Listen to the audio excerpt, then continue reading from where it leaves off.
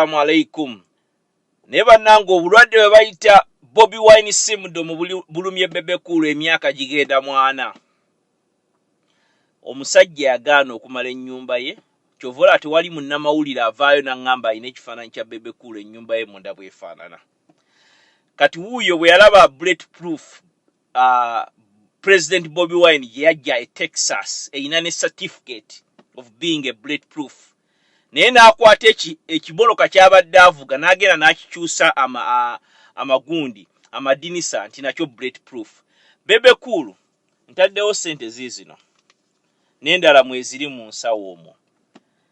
Ntaddewo miliyoni 10 bw'oleeta bill of landing nti waleese emmotoka eri bulletproof mu Uganda. Ntaddewo miliyoni 10 bebe kulu bw'oleeta n'olimba abantu kati mamulaba nalese emmotoka ya bulletproof. Kumbe baagikoledde wali wa Musa Bode Katwe. Okitegeera limba abalala naye nze tojja kunnimba. As always, Sudiman. Peace and I'm out.